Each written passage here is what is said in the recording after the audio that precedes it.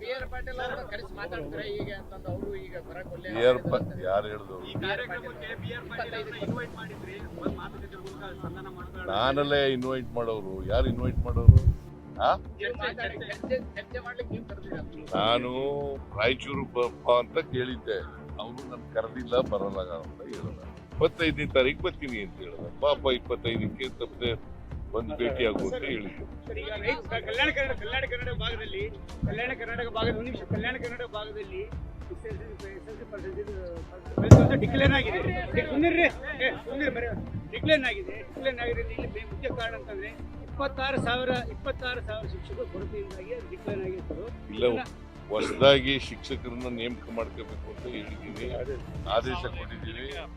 ಹೊಸದಾಗಿ ಟೀಚರ್ಗಳನ್ನ ನೇಮಕ ಮಾಡಕತ್ತಾರೆ. ಇವತ್ತೇನು SSLC ನಲ್ಲಿ PUC ನಲ್ಲಿ ಡಿಕ್ಲೈನ್ ಆಗಿದೆ ಹೈದರಾಬಾದ್ ಕರ್ನಾಟಕದಲ್ಲಿ, ಅದು ಮೇಲ್ಕೆ ಬರ್ತಕ್ಕಂಥ ಪ್ರಯತ್ನ ಮಾಡ್ತೀವಿ. ಸ್ಟಾರ್ಟ್ ಆಗಿದೆ ಸರ್, ಆಲ್ರೆಡಿ ಸ್ಟಾರ್ಟ್ ಆಗಿದೆ. ರಾಜ್ಯದಲ್ಲಿರುವಂತ ಒಬ್ಬೊಬ್ಬ ಕಾಂಗ್ರೆಸ್